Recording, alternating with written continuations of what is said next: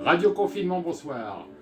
Eh bien oui, deuxième partie de cette émission consacrée à Throbbing Gristle que vous entendez derrière moi en live. Parce que Throbbing Gristle, c'était un groupe de live.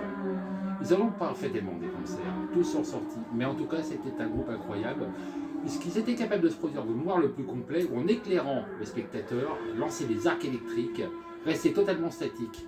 Là, ce que vous entendez, c'est Hatton Hearts. C'est un live fait dans leur propre studio avec l'aide de personnes du même monde comme Monte Casasa qui filmait et qui donne un peu la grandeur de ce que ça pouvait être au niveau expérimental parce que c'était des expérimentateurs. Entre temps, ils avaient sorti 20 Jazz Fun Kids qui est plus cuivré, moins terrible. Et là, on commence à arriver vers la fin, une époque où le groupe a quelques distensions, mais aussi où ils vont se livrer une expérience assez rigolote, à savoir, une bande de nomades était venue juste à côté de chez eux,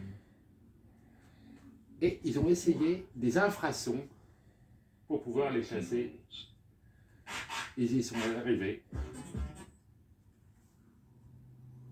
Et ce que ça a donné, c'est cette chanson qui est sortie en 45 tours chez Industrial Records, qui est l'une des plus dures à supporter.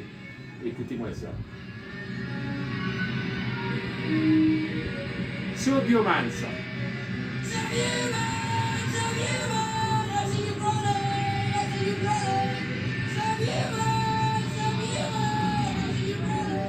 Faites attention à vos nerfs, donc c'est là où Genesis Theory, je commence vraiment à avoir une voix qui est à la limite du supportable, qui peut crier au-delà de ce qu'il est possible d'imaginer. C'est un personnage qui n'était pas très grand, qui a été malade assez souvent.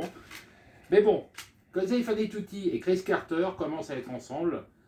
Glenn, lui, commence à devenir un peu dictateur et ça commence à être la fin du groupe. Et ça arrivera malheureusement en 81 puisqu'ils sortiront, d'abord ils enregistreront en Italie, ensuite ils sortiront leur dernière performance à San Francisco. Et ils ne veulent pas ramener des milliers de personnes, ils veulent toujours être en marge. Et ils le seront toujours. Alors, TG en live, c'est quelque chose, mais j'ai choisi de vous passer un morceau absolument culte, qui est aussi sur Mission of Dead Souls, mais qui avait été lancé l'année avant et qui s'appelle Discipline. Et ça, c'est monstrueux parce que cela donne un aperçu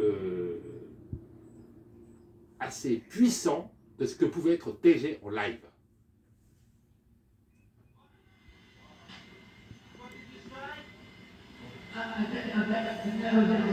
Les voix à vocodeurs.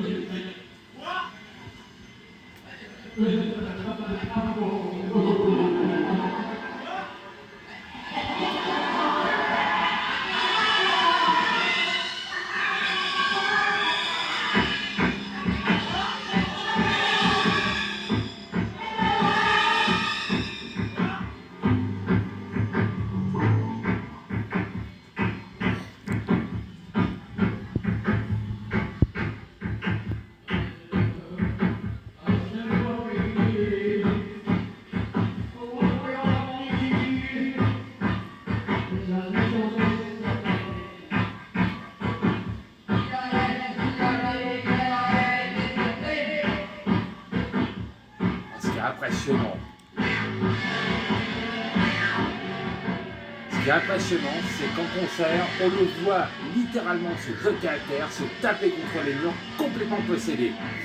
Et en même temps, d'une certaine maîtrise de plus en plus parfaite du groupe, qui se scindra ensuite en trois entités. CGTV, le plus connu, Chris Kosei et Cole. Mais en attendant, un peu de discipline!